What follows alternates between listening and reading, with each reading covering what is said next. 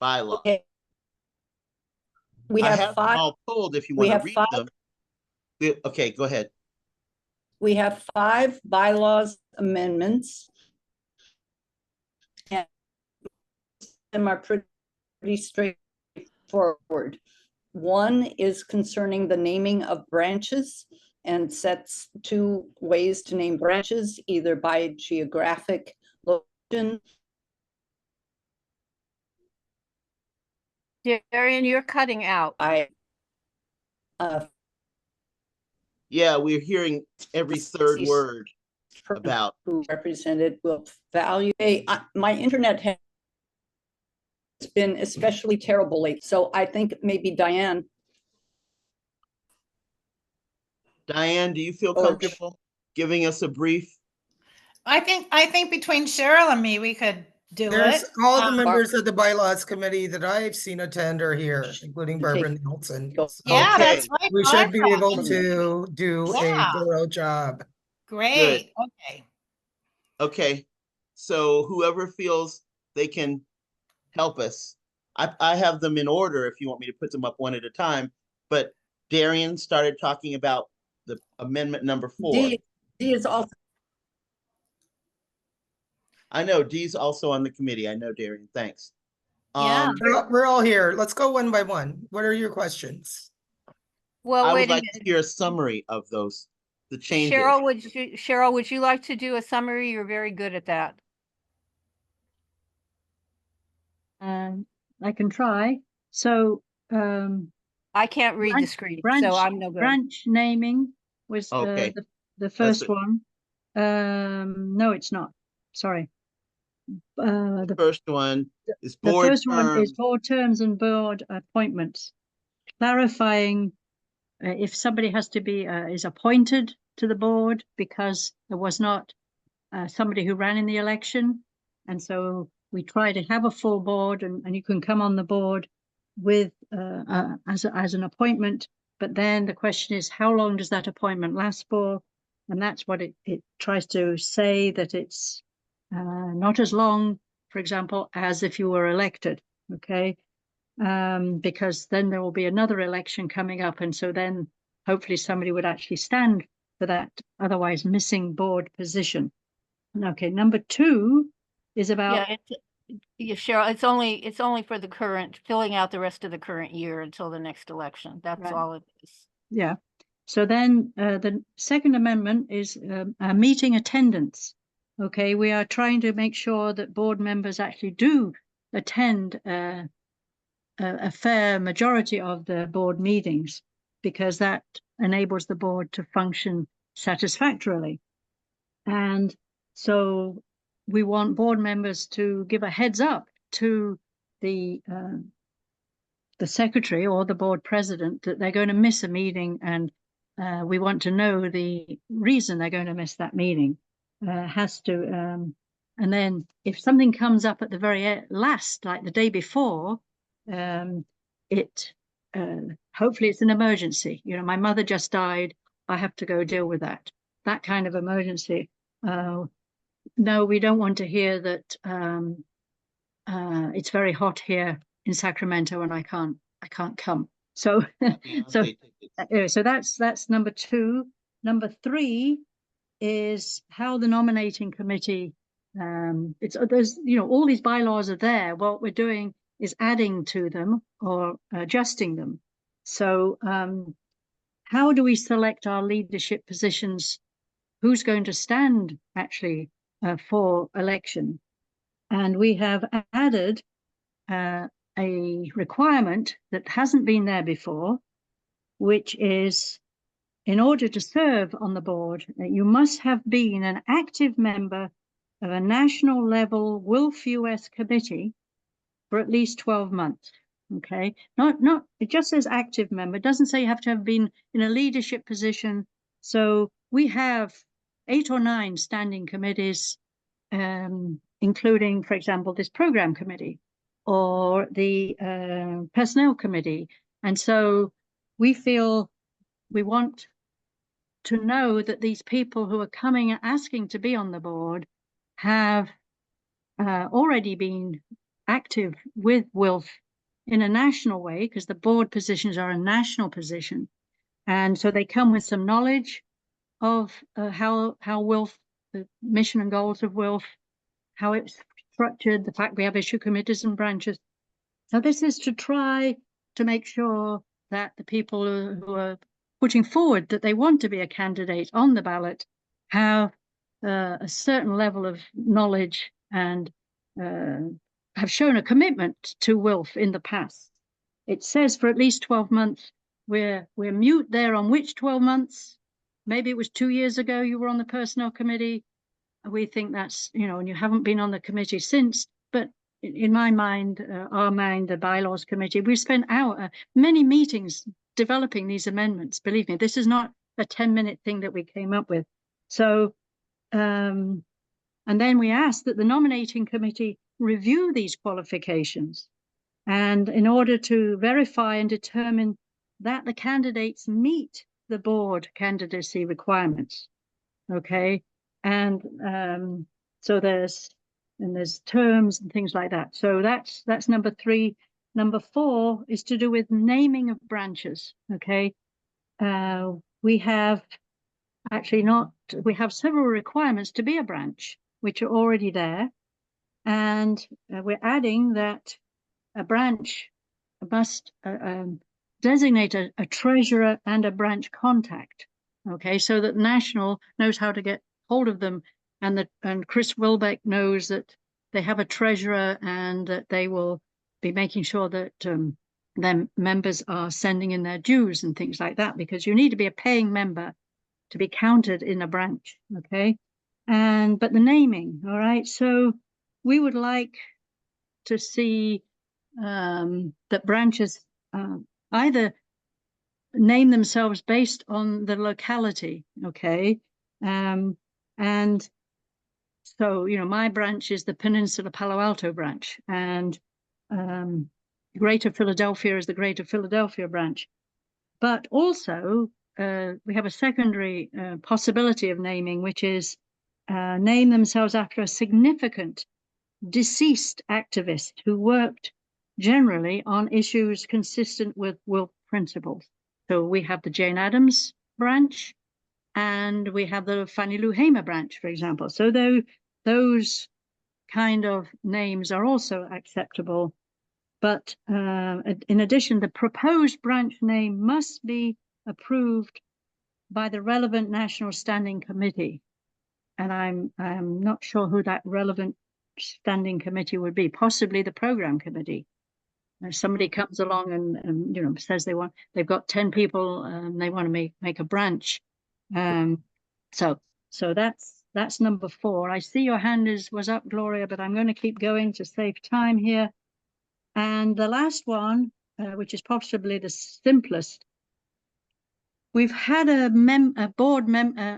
membership committee, which was called the Membership Development Committee. And that word development gets confused with we have a development committee. The development committee by themselves try to raise money and deal with getting funding. And the membership committee just deals with helping members, getting new members and things like that. So that's that we will eliminate the word development in membership development committee.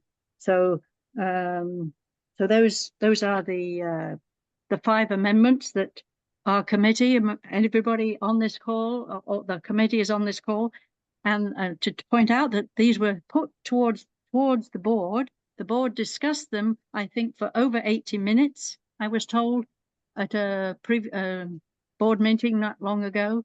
They accepted that these were amendments that should go on the ballot, but ultimately it is the membership who will vote on whether up or down, whether they like these amendments.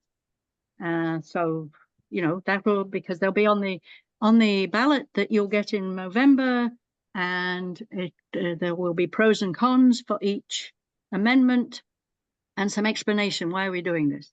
So Gloria and then Jan. yeah. So amending the bylaws is an ongoing process, and every year we think of things that the bylaws should be tweaked. Thank you. Right. That And makes sense. Nielsen for the stack. I'll try to find the hand raise. Gloria, Okay, Dan, and then Barbara. okay, should I start now?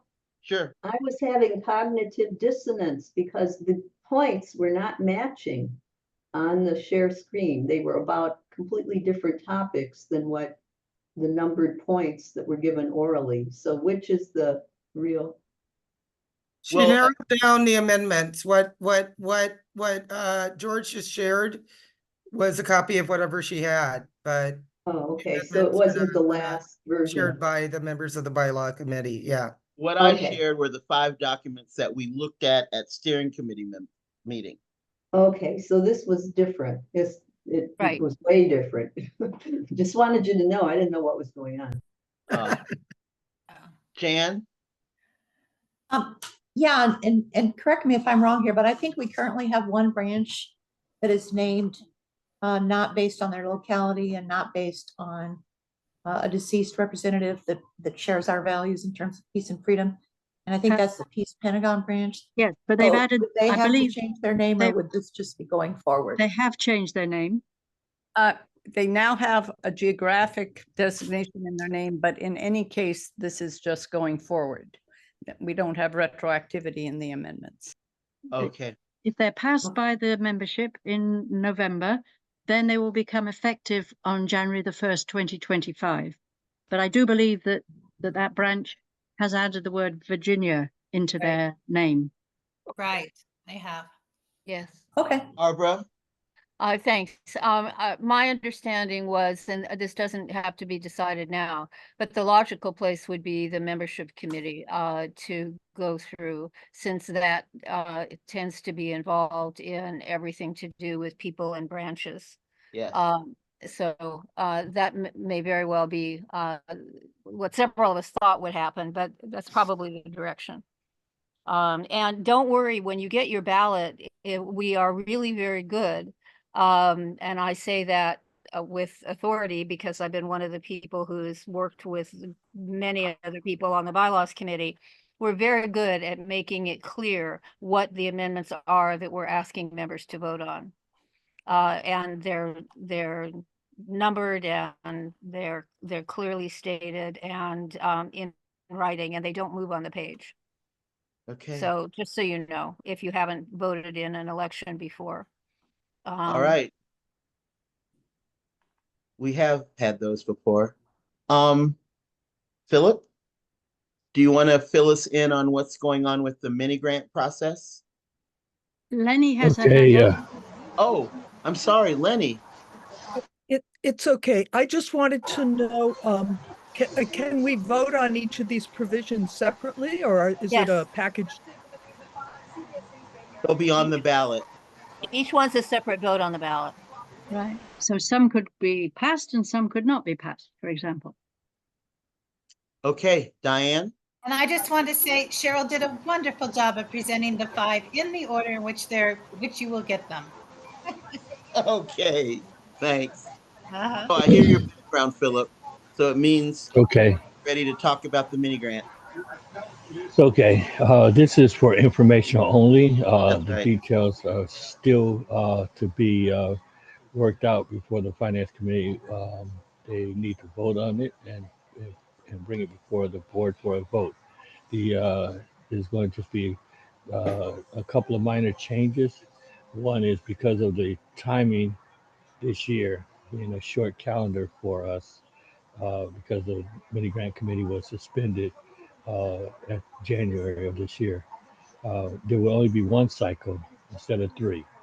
There will be a good length of time to apply for mini grants, right up to the middle of October, and hopefully we'll be able to start accepting application by the 15th of September, and that's tentative. And so that's what we're really looking at. 2 is that the other changes would be that it probably would be a cap of $1,000 on a grant, because the amount of money for the funding of the program is limited to $5,000 because we're only working a half a year calendar theoretically, instead of the $10,000, which would be afforded for the entire year. And the last change would be that non-perishable goods would not be allowed to be purchased with the mini grant money, excluding coffee and donuts for certain occasions. And but let me say this, as far as that goes, because we're not putting a limit on it. Uh, the former mini grant committee, they were really, really conscious of their fiduciary duties and really looked out to protect the money of the organization. And we have to trust the incoming mini grant committee to do the same.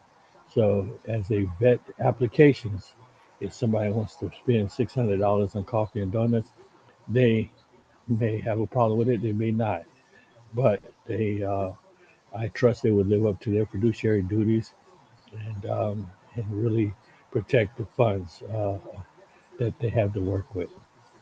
Thank you. Thank you, Any Philip. When is questions? the finance committee expected to meet and approve this process? Within the next 7 days. Okay. Any questions? Yeah, Nielsen, yeah. Philip, I thought we had still not determined whether the maximum would be 500 or 1,000. Well, again, the finance committee will be making that decision. Okay. It won't exceed that much. Let's put it Right, that because way. we So, only have 5,000 for the whole. right. Yeah. Okay. Cheryl? Yes, I couldn't quite hear you, Philip. I thought I heard the middle of October, but Will be and the then I heard September. Go through those okay. dates again. Hopefully, we'll be accepting applications by the middle of September, and the deadline will be the middle of October. So there'll be like a month for applications. Yes, at least. Barbara Thank you. and then Darian. Oh, I'm sorry. I'm okay. Barbara West.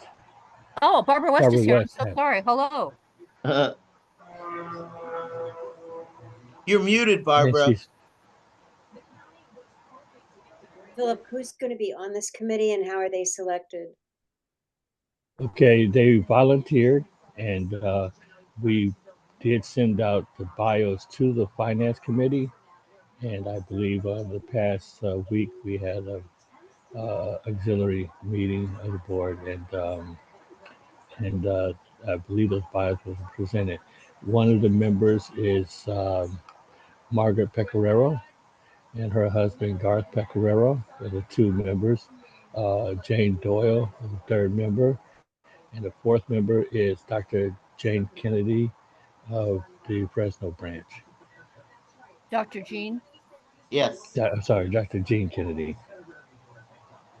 Darian?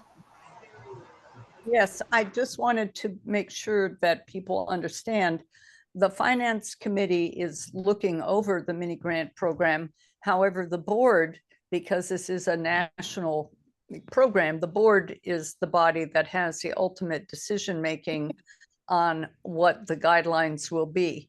So the finance committee can suggest changes from what the board is currently considering, which was what Philip most recently sent. What he's describing is pretty much what he sent, except it was unclear about the maximum size of a grant and just when the application period will be, but I'm sure Right. we'll get that straightened out. Right. The other thing was that Margaret and Garth had said that they would be happy to act as a single vote so that the committee would have an uneven number so that there would not be impasse. That was kind of how we left it when they agreed to serve together. So they'll be each able to say their piece when the four of them are discussing, which means that we get two for the price of one in a sense. And I mean that very positively. But they had said to us they'd be happy to make one vote. Thank that you. time. Any questions? Are we cool? Are we informed about mini grants? Okay. Uh Genevieve, whatever. I'm sorry. Say again. Genevieve, please tell us about other grants. Yes, can you enable the sharing? For you, yes. Okay. If you go too long, I will. You'll cut me off? I will. Not with pleasure, but Okay, there we go. All right, so I wanted to show you real quickly. This is a PDF that I've created from research that I've done on Instrumental, and that is a grant research database. And I've plugged in as many keywords and trying to focus on the issue committee's work. And I created this PDF, and I actually have a link to share, a Google link where you can get this document. And it should say, you know, which issue committee in the notes. And some I have WILF US listed in the notes column because it's more of a general, I see as more of a general grant for all of WILF's work. But as I scroll down here, you'll see Earth Democracy, HR, a lot of Earth Democracy. Here's Disarm and Wars, Plowshares Fund Grant, New England Grassroots Grant is Earth Democracy, Fund for a Just Society, Women, Money, and Democracy. So I basically have, you know, said what I thought was a possibility. The cool thing about these PDFs is that you can actually click on, this is a hyperlink, and it will take you, and let's see if it will actually show you.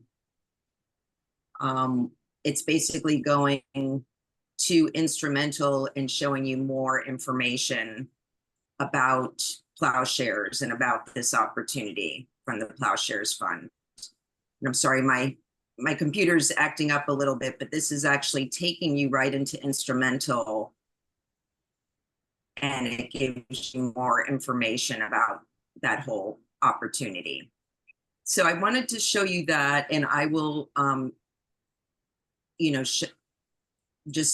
I want to show a quick PowerPoint just to talk about how to think about grant projects with your issue committee work. So I will just briefly touch on, you know, what you need to be thinking about. So I will get into, excuse me, my meeting chat. that's an attractive I have my, oh, thank you. I've swiped it. I'm not gonna, you know, some of these have been, you know, taken from the internet. But yes, this is my email and my contact information.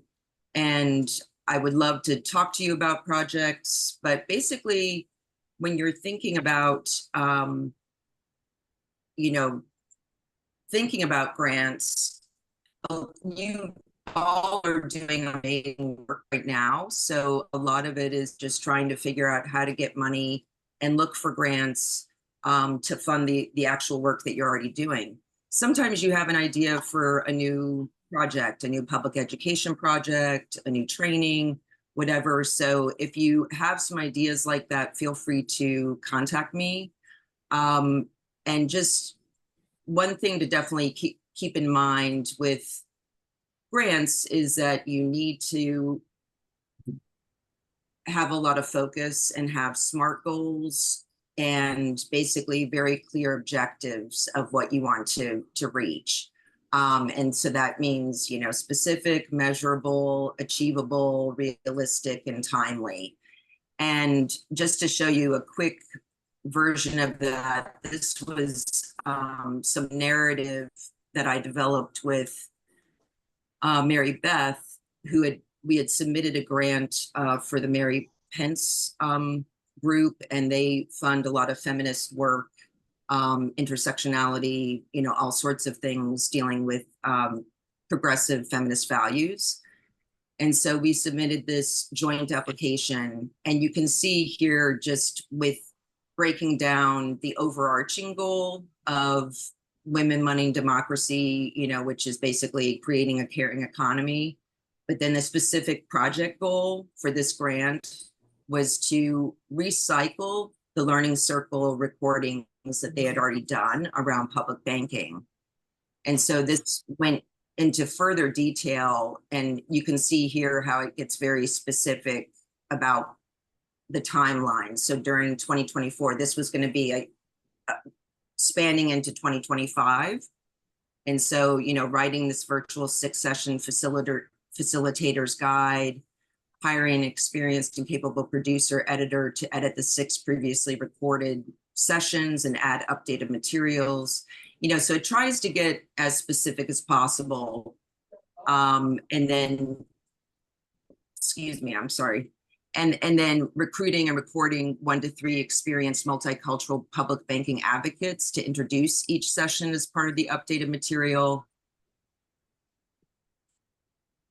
And then by mid-year 2025, if granted funding with the help of our local allies, we will recruit and train at least 2 Learning Circle local leaders.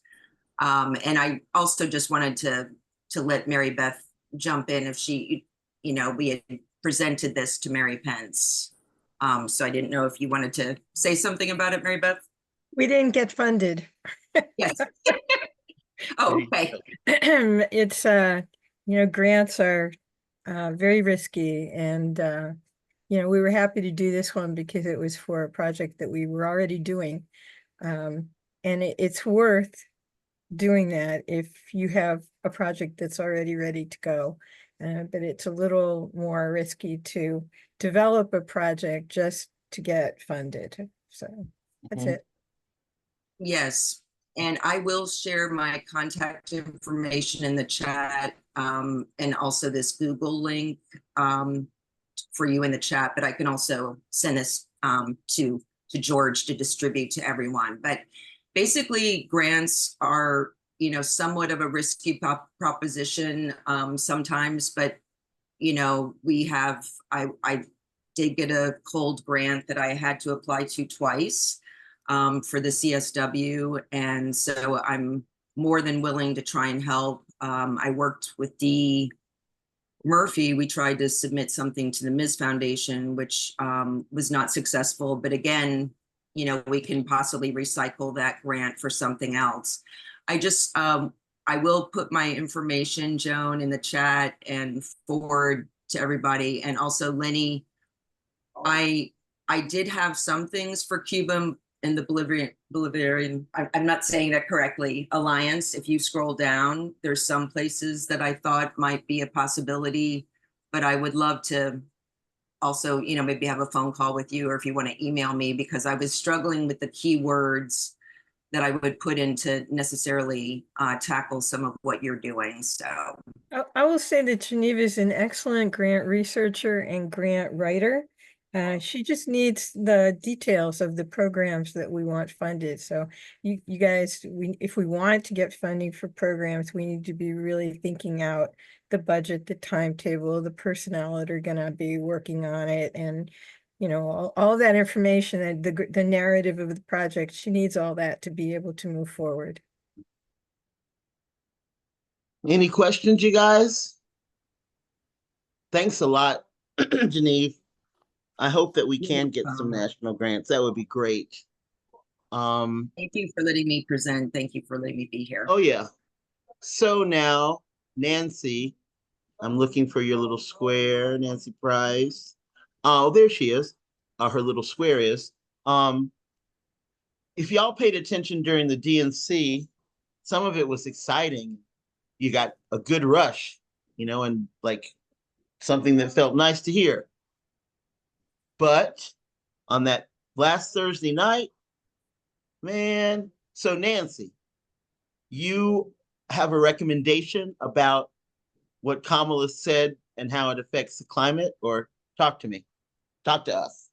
Yeah, well, I guess partly how it affects the climate, but mostly is what she said about the Israel-Palestine issue, her very strong support for NATO, her very strong support for continuing to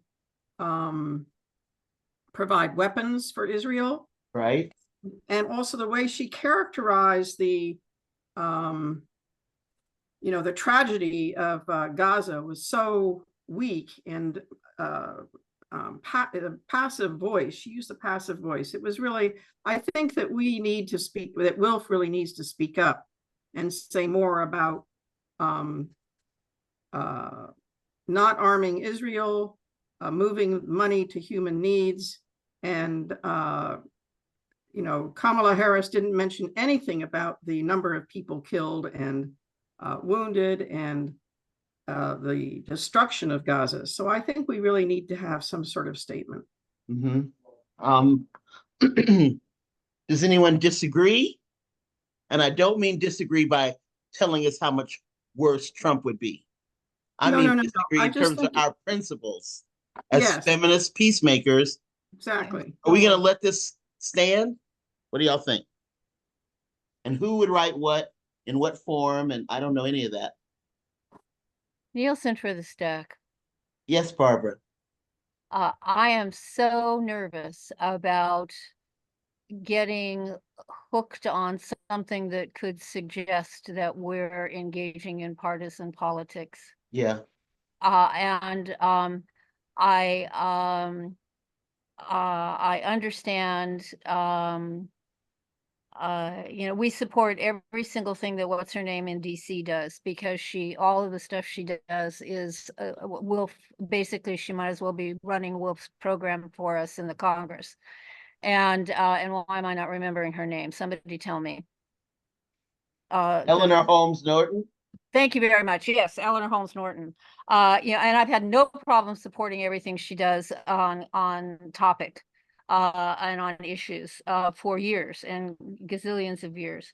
But I'm really uncomfortable on making sure that we are absolutely clear that we're talking about issues and can't get nailed about suggesting that we're supporting partisan politics and making partisan politics statements. I'm with you there. I think there's a way to say what we want to say and also not get in any trouble. Jan? I think so too. Yeah, I have started a note to the branch listserv on just this issue, not as widely as Nancy described it, which I think is also excellent, but just really talking about her comments, that paragraph that she did about the war. One of the things I was going to point out is that she talked about, I think we all can probably recognize or whatever, whether we want to or not, that rape is a weapon of war. And so she mentioned it and condoned and spoke out against it in terms of October 7th. And those 1,000 people, and some of which I don't think there's any dispute, were raped, but ignored the 8,000 Palestinian hostages that are in Israeli prisons where rape is going on constantly. So she made no mention of that. It was like it was only only one-sided. That was real offensive.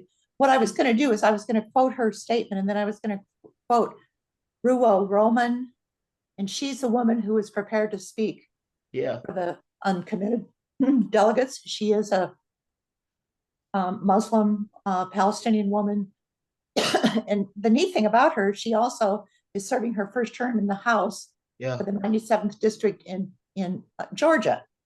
And so she, you can go online and find her exact what she was going to say, and what she was going to say, I thought was pretty good. Pretty good.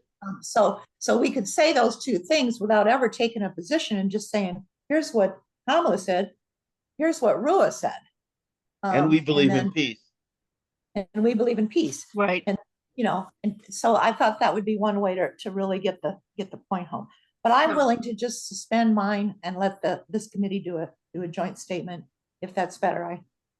I've got you pegged as a volunteer reader, as I've got Barbara pegged as a volunteer editor, or look it over before it goes out. Cheryl and then Dee. Yeah, I think Dee was ahead of me. Okay, Dee. Thank you, Cheryl. I was. Okay, so I've been witnessing some of the criticisms of her speech, on a listserv, on a branches listserv. I want to thank Barbara for pointing out that this is supposed to be a nonpartisan organization. Should people decide that something needs to be stated about the comments of the candidates for president, I would suggest that the same letter be directed to the contenders, both Republican and Democrat, and any alternative parties. Right now, it's a very close election. When you see just things focusing on one candidate or the other, it doesn't take much for people to change their mind about who to vote for. So while you're hammering on one candidate or another for something they said, we're watching people like Tulsi Gabbard, who I was a big fan of in the past, and Robert F. Kennedy supporting Trump. So we need to, if we're going to do this, address it to both or all of the people who are leading the race, who are in the race for president, and not hammer on one or the other. Thank you. Okay, Gerald. Nielsen.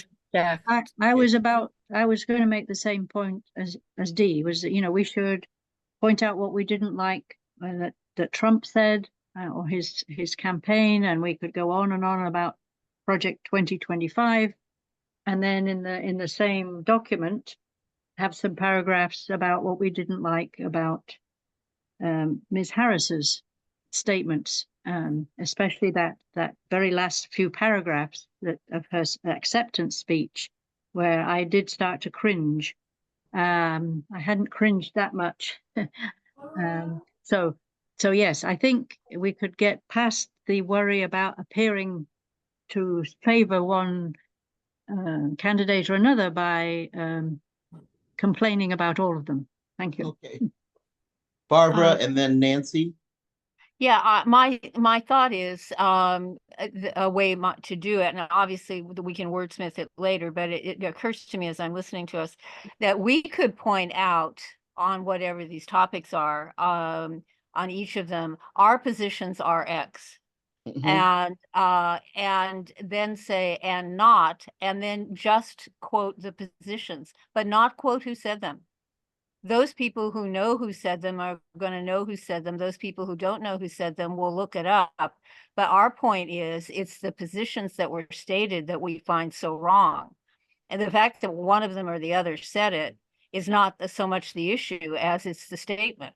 So if we state our position clearly and then say, and X is unacceptable for blank reason and Y is unacceptable for blank reason, I think probably people would understand what we're getting at. We wouldn't have to identify who said it. That in many ways, that's not really our point. It's the holders of those positions are bad. And that might focus back, much like war has never been the answer. War is not the answer now. War will never be the answer. Is a contrary statement to positions that have been expressed from both major political parties. Oh, well, you know, we need a little foray here. No, we don't. Yeah. Okay. Okay. So thank you. Yeah. Nancy and then Ellen. Thanks. Well, I was not intending that this should be calling out any one or the other party or speaker. I think that if we put forward our position on war and peace and et cetera, as people have already spoken about it, that to me would have been sufficient. Thank you. Excellent. Ellen? Yeah, I have to disagree with Nancy and Barbara. I think we're going way overboard.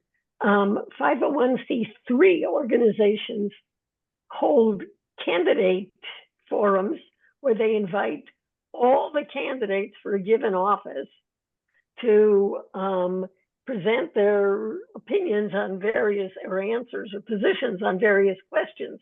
They say who presented which positions so that voters can make an informed decision. If you just say one candidate said this and we disagree with it and don't identify the candidate, we might as well just stay home and watch the, you know, strange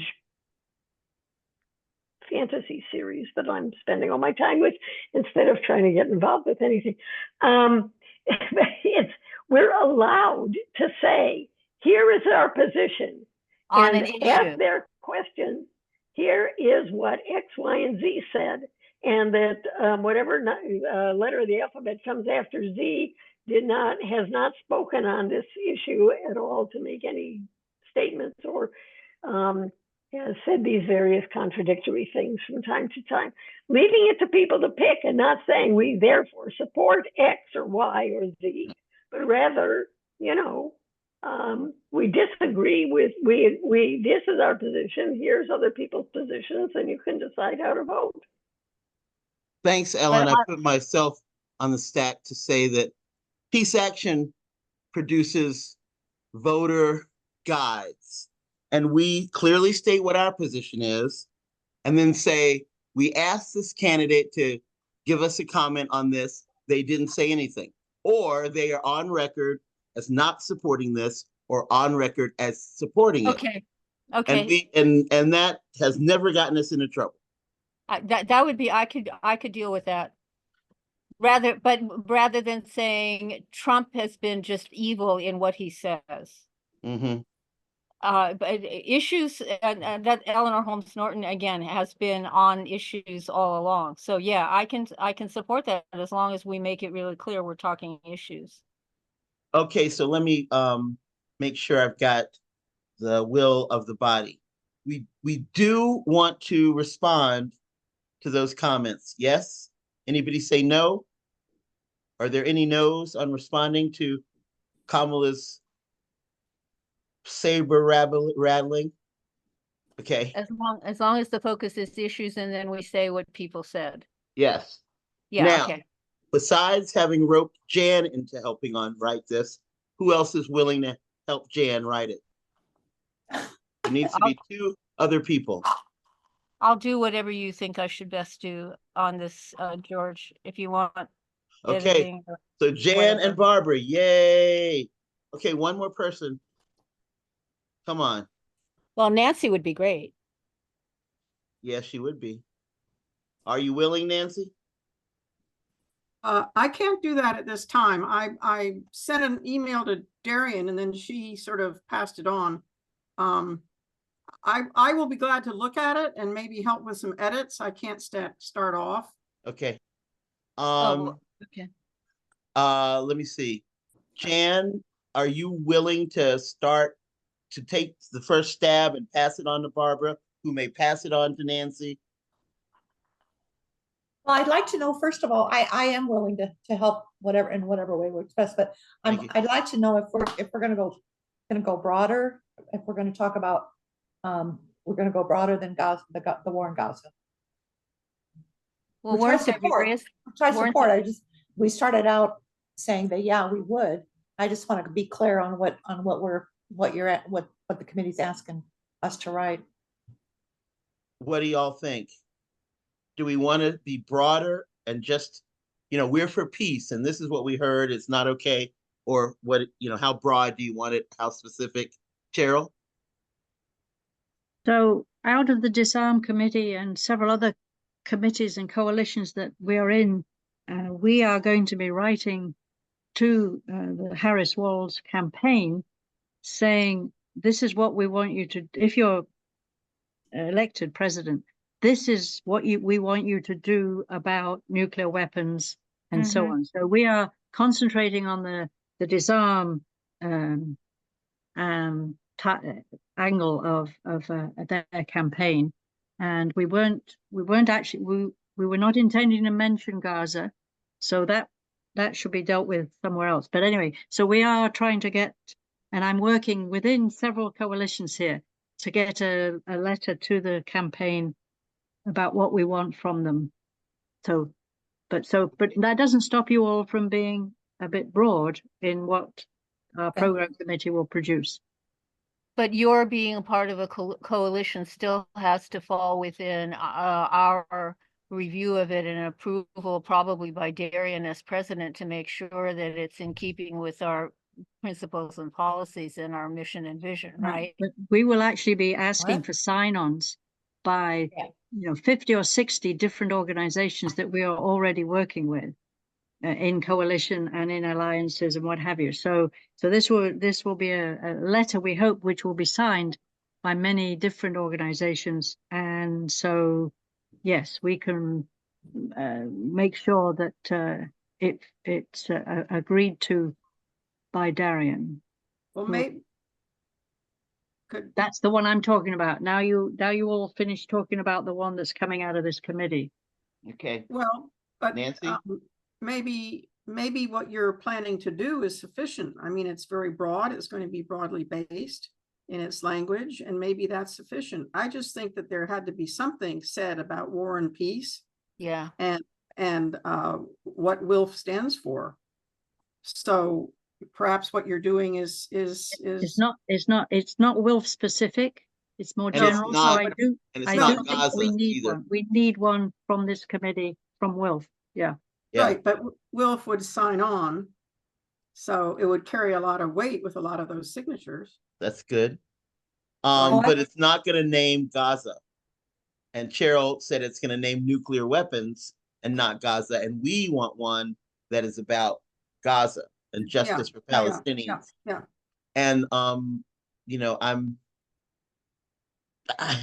y'all put up with me in asking Gloria McMillan. Hello, Gloria. Perhaps you can help Jan I'm here. and Barbara with wordsmithing, because this is clearly I'm communication. pretty, nope.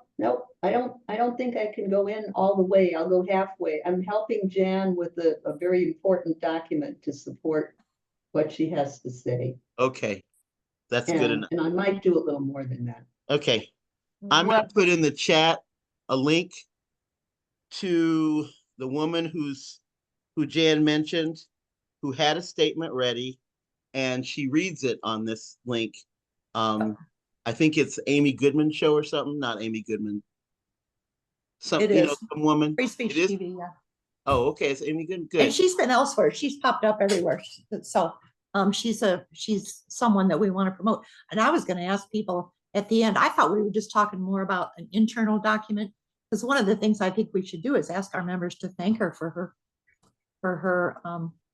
what she's been willing to, how she's been willing to challenge this whole That's issue. good. That's a good thought. And okay. to think that she's in Georgia and she's a Palestinian American. We actually have a Palestinian running in Iowa, believe it or not. I never thought we'd see that happen. But we have someone, and he's great. I've had a chance to hear him. He's from 150 miles from here, but he's great. And I thought about putting him in there too, because we're talking about this goes beyond the blue states. Yeah, it does. All right, I'm glad that we're gonna do that. That feels kind of good. We've got something positive achieved, or at least in process. And now it's time to sort of hear what each issue committee is up to.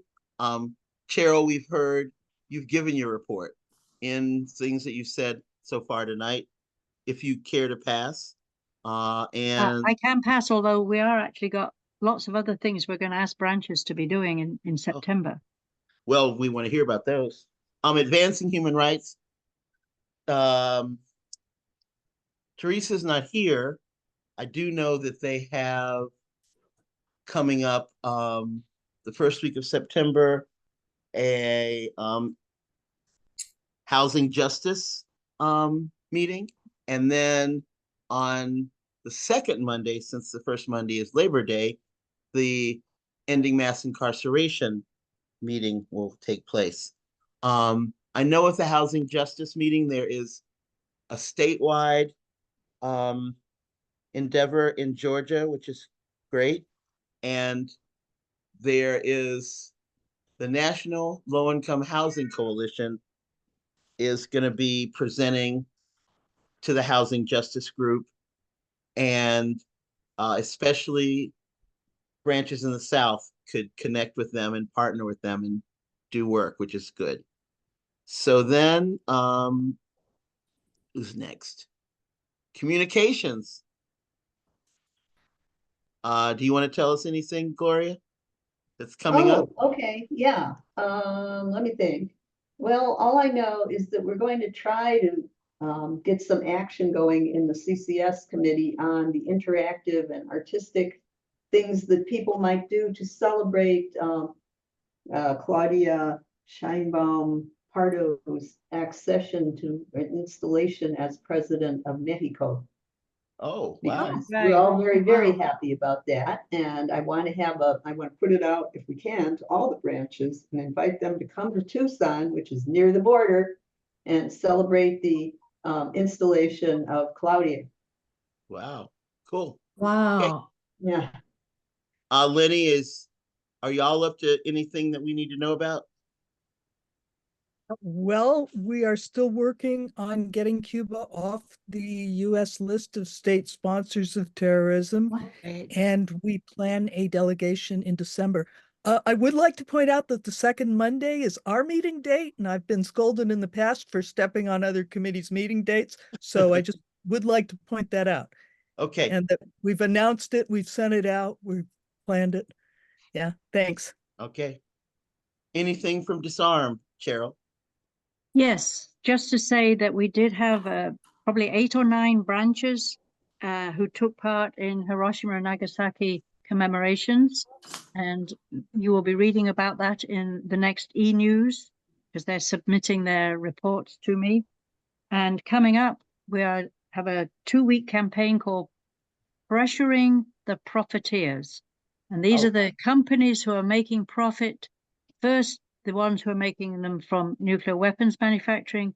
That's the 16th to the 20th of September. And then the second is those making money from fossil fuels.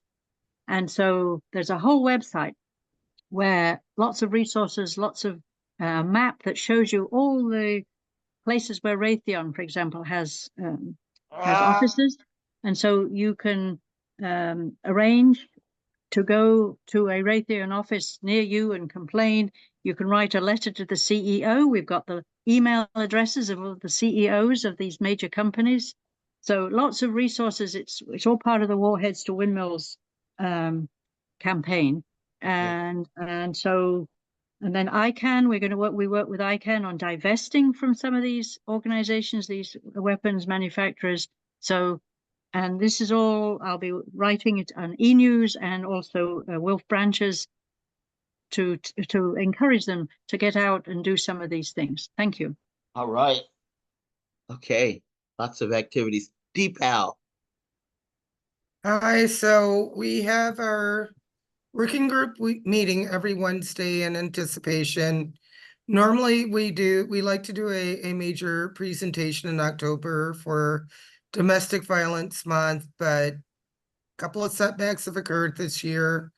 There has been a proposal from one of the members that we focus on Valentine's Day, which is a hotbed of activity for issues to surrounding the domestic violence arena. We will decide further tomorrow. There's a discussion, and so stay tuned. We'll either do it this October, put out something, or put it out on Valentine's Day. We like to do a shorter thing in the summer, of course. I, as kind of like the team lead, was very busy with the Congress this summer. So likely we'll put out something in October. I've taken on a couple of new projects, but we are still coalition building and are still doing the work of the committee. So if we, whether we do something in October or on Valentine's Day, we'll be back on track come the summer. Okay. And if anybody that wants to join our committee from a survivor perspective, not as the director or as a person that wants to tell us what to do, but with working shoulder to shoulder with us as peers from a survivor's perspective, we are open for this. We're coalition building. We've got a number of people who've expressed interest. And so as time goes on, we will continue to build. Thank you. Great. What's happening with Earth Democracy, Nancy?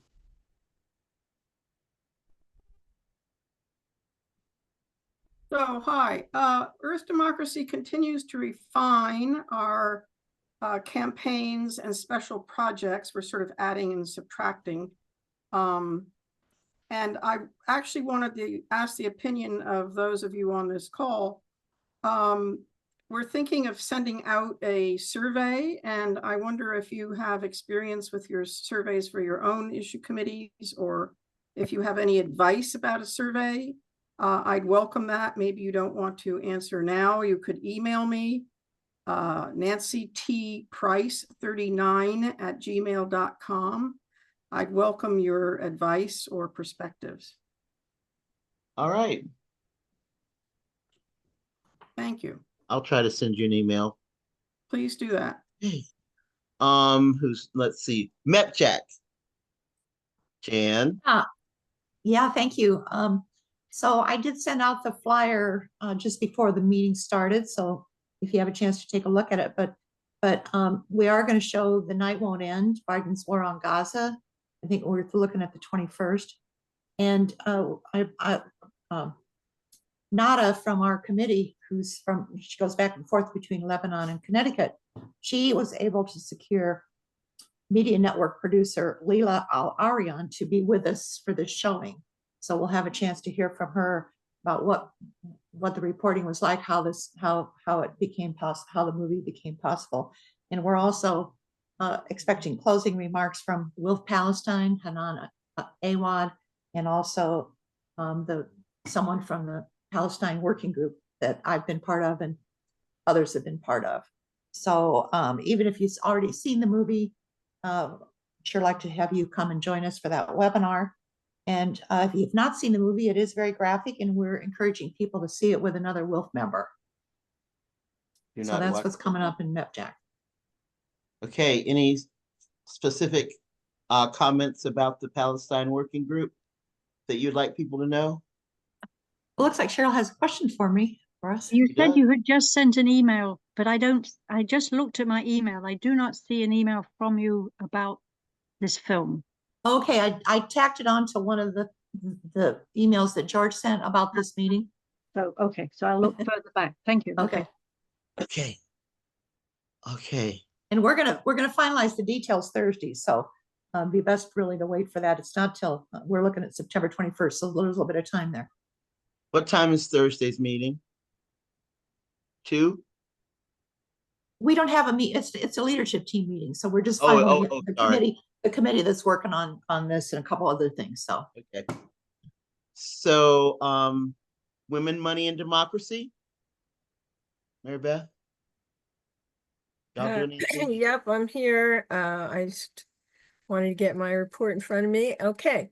On August 20th, our meeting featured focused on housing inequality. We discussed 2 videos that we had co-sponsored with An Economy of Our Own. They were excellent: Housing Equity, Solutions We Can Live With, and Gender and Housing Policy. I'll put the links to those in the chat. We were hoping that we would get someone from the Advancing Human Rights Subcommittee on Housing Inequity to join us and report on any activities they recommend for member engagement or actions, but at the last moment, Teresa wasn't feeling well, so we'll just have to go to their speaker coming up and hear what they have to say. At the gathering at Robin Lloyd's house, we were delighted that folks watched the Future in Our Pockets webinar that our committee co-sponsored in February 2022 and discussed it. And our Mary Sanderson from our committee was there to answer questions. We are always thrilled when someone individually or a branch watches or presents that, because it's so informative. Third, our committee has been asked to join a collaborative educational and awareness project on the benefits of monetary reform, particularly for women and families. And we'd be collaborating with our ally Alliance for Just Money and our partner An Economy of Our Own to develop a virtual curriculum that explains the benefits and engages people, especially women, to learn more about monetary reform. And we've given them a tentative agreement to support the project, but we are waiting for more details to be worked out. And once we know the details, our committee will vote whether or not to go forward. And I wanted to point out two other recordings that were really excellent, and I encourage people to watch them. One is called Private Equity Secret Plunder, that we co-sponsored with AEOO, and Full-Bodied Health Economics, Healing the Harms of Big Business.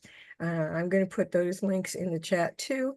Our Tuesday, September 17th meeting, always at 8 p.m. Eastern, we'll review the WILF US Freedom to Vote resources on our website and ideas for how we can participate in nonpartisan voter registration, poll watching activities, or voter protection activities as WILF members. And that's it. I'll put all of that into the chat. Thank you, Mary Beth. Nominations, Ellen? There was an e-alert a little while ago. It hasn't been uploaded to our website. So I'm going to put a link to the text of it in the chat, and maybe that'll work. There are officially six positions open. 4 of them are full terms, 3-year terms, and 2 of them, and there may be a third, depending on how persuasive I am, that are to elect somebody to finish out partial terms that either nobody was ever elected to or somebody has left the board. And the positions are president or a pair of presidents, and they run as a team. And the membership development committee chair or membership chair, depending on that bylaw, which will change the name of the committee, but the job's the same. And the development committee chair and one of the 2 separate program committee chairs. Someone to replace me, please. I'm only filling out an empty space. A real nominating committee chair who actually does a better job of the job, and one at-large position. I am going to put that link in the chat along with my email address, and just talk to me if you're interested in anything or exploring further to run for the board. That's all. Okay. You're done? Yes? I'm done. Okay.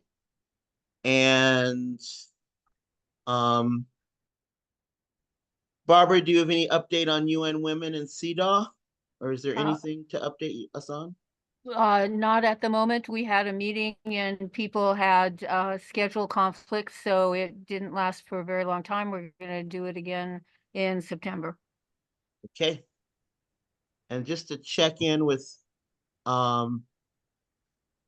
our board committees, CC, anything about personnel we need to know? Wait a minute. You're here. CC is here. Can you unmute? And if there's anything, I know that the ED job description is out, but I don't know anything else. CC, anything? And I know that there's an organizer being hired, but I don't know where that is in the interview process or any of that. Do you know, Jan? Yeah, I was part of the hiring team, and Mary Beth, who's also here, was as well. So we had some excellent applicants, and we have someone that we're going to be offering the job to that we've narrowed down. So hoping that she'll accept, and we'll have that up and running by September 1st or so. Wow. Okay. Awesome. What's she like? Where's she from? I'm just being nosy. She's from Arizona. She's a young from- woman, a woman of color from Arizona, and she has an incredible resume of organizing on several fronts. Cool. She's really dynamic. Her name is Shelby Young. Shelby Young. Is she a member? Not yet. No, not this. Not did yet. have- You said it right, Mary Beth. Not yet. Okay. What else is there? Oh, Mary Beth, member development committee. Y'all got anything in the hopper? I wanted to development committee. We're working on the end of year appeal, Okay. which it will take some time to get through. It always does, but the last quarter of our year is when we raise most of our money, and we'll be hoping that all of us are contributing to that. It's a way of putting our money where our values are. I do want to say that the 110th anniversary of WILF is next year. And I thought it might be a good idea for our issue committees to think about coming up with possible actions from their committee that we could suggest to our branch members and at-large members to do that resonate with our committees and have a way of promoting the fact that this is our 110th anniversary. So I think development and membership will be trying to put that list together. So if you want to get you have an idea for an action during next year, we're going to try to put that list together between now and the end of 2024, maybe by the end of October. So if you could send your ideas to either me or Eileen Krakowski, that would be great. And then we'll put them all together and send them out to the branches. All right. Mary Beth, did I hear Ellen say that you're not running again? That there's an opening for development chair? I'm kind of on the fence. I haven't decided. I've been doing this since 2014. I'm a little tired. 10 years is a long time. Yeah. I want to share with us, and y'all probably know this, but as someone who fundraises for my organization, the elections are kicking our butts. And it's, the summer is not ever great for fundraising, but the fall, which is usually very promising, is going to be a little leaner this year because of elections.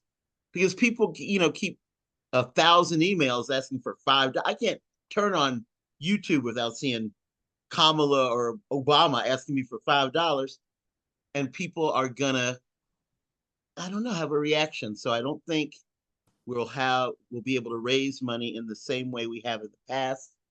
But year-end fundraising should be on point, I think. I don't know. Just a caution. I had on the agenda regional meetings and DEI work, which I will try to do both those things in less than 10 minutes. And after you do those, I just like to make a statement when you ask for comments. Okay. D. Murphy, thank you. I supported regional meetings so that there is an opportunity for us to meet in person in smaller groups than just all of us in a triannual Congress, and talk about what's going on in our region, plan for next year, any number of things that can be done in a regional meeting. And apparently regional meetings have happened in the past. I don't expect any of them to happen really before the end of the year. The Southeast is already planning it for October 19th, but that's just because Teresa's gung-ho, and we have a lot to talk about. There's a lot of work that needs to be done to make the branches in the Southeast stronger. So I appeal to you now if you feel you know your region fairly well, not that you take on planning a regional gathering, but that you encourage members in your branches or leaders in the region to 2 or 3 people. I know I like 3 people to do a project together, to step up and plan it, find a place, decide whether it's one day or, does it require an overnight? It was made clear in the steering committee meeting this weekend that all costs of a regional gathering are on the branches that participate. WILF as a whole has no funding for regional meetings, at least not this year. I don't know if that's going to change in 2025, but I'm just speaking from what I've heard or participated in at the steering committee meeting. Any questions? Nielsen for the stack. Yes, Barbara. I'd like to be clear that a regional meeting does not have to be in person. It could be, in fact, a Zoom meeting, which, even though the idea of being in person is really high on some people's lists, we've got COVID starting again in earnest out here, and people coming down with it. So a virtual regional meeting could be pretty nice too, as an alternative. That's true. Thank you for that, Barbara. I was really scared to fly because of COVID, but I made it out here and I'll make it home, I hope. We'll see by Thursday if I'm still okay. We'll hold positive hopes for you. Thank you, Barbara. And I'll wear my mask and stay away Thank from you. Thank you. Yes. And I'll be very unappealing for somebody to be close to me. I can do that. I can do that successfully. Don't take a shower for several days. Oh, that's one way, yeah. I haven't tried that in a while. So on the DEI work, there are currently 5 branches that have made a commitment to do the work. Some are in process. All are sort of at different stages. There's a work plan to develop and then to follow that work plan, which I've heard folks in Greater Philadelphia have already done a few steps on their work plan, and folks in Boston are pretty firm. Tucson has a team but hasn't actually started the process, and we'll hope that this will grow and we'll see younger and people of color, people with different abilities, all kinds of diversity coming into WILF, which will help infuse it with great energy and longevity. All right. So that's really my hope for us when it comes to that work. And we'll meet again at the last Monday in September. So I had a kind of a Tuesday. statement to do with what you were speaking about just now, Yes, ma'am. George, and it ties in. I actually had to write it down to make sure that the points were very clearly made. So we have a lot of members here in WILF who love DEI, old DEI, but when it comes to their behavior patterns, they don't necessarily fully reflect the lip service that is given to the concept. And no matter how much training they go through, I have told certain people I've experienced racism locally in the branch here, and that was questioned. Oh, gee. They're questioning my view and my reality as a very dark-skinned Black woman, and I have written proof. But why should I have to go to written proof to explain, the experience that I'm trying to relate? So one thing that I'd like to address is the persistent and pervasive attempts to control varying styles of communication throughout WILF. I am hearing and seeing references to quote unquote violent and nonviolent communications as defined by European American scholars. I find this to be disturbing. If the worst thing that some of our members have ever heard is something uttered by a person who is in alignment with the goals and values of wealth, but does not take the time to pussyfoot around issues that are of major concern within this organization, you should count yourself lucky if that's the worst thing you've ever heard. Should this be a social club where there are rules of etiquette and communications among members, so be it. Should this be a 501c3 organization that is purported to be open to the public, it should be stated that there are varying styles of communication. Not a 3. If you consider yourself among those who are on the side of peace, justice, and equality, there may be varying levels of discomfort with the worldview that you were originally given when perhaps early on you were referred to as a princess and, you know, treated with that delicate kind of treatment. But some of us, you know, didn't grow up that way, and we will soften up when you learn to toughen up. Some of us have to grow up to survive varying degrees of slights, insults, soul wounds, and attacks, physical and mental, from many directions, including pervasive racism, which is a form of violence. We've had to figure out who we are, and we do not need to be told how to walk, how to talk, how to dress, and address the very critical issues to survival among many demographics that we proclaim to all be here for. I would like everyone to please note that calling out behaviors is not the same as name calling. And if you do not like someone's communication style, you don't have to coordinate in secrecy behind the scenes to try to limit another person's voice. Please just go about what it is you're trying to do in wealth. You don't have to deal with them. Thank you. Thank you for that, Dee. That's very important. And does not require any responses from us, except thank you. And, you know, you speak truth. Thank you all for coming tonight and enduring our meeting of 90 minutes, but it was not rushed and we got a lot said and a lot covered. Thanks so much, Jan and Barbara and Nancy, for working on this nonpartisan, you know, spanking of our maybe next president, but we spank her right now. All right, then. I'll see y'all next month. We'll get out the recording.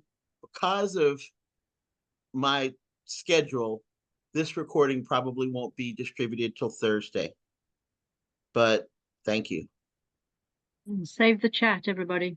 Good night, Yes, everyone. I'll have the chat and the transcript, all Yeah, that good thank you. stuff. Thank you. All right. George, thank you so much for your coordination and your skill and patience. No problem. All right. Yes. God bless. Thank Take you. care. Peace. Thank you.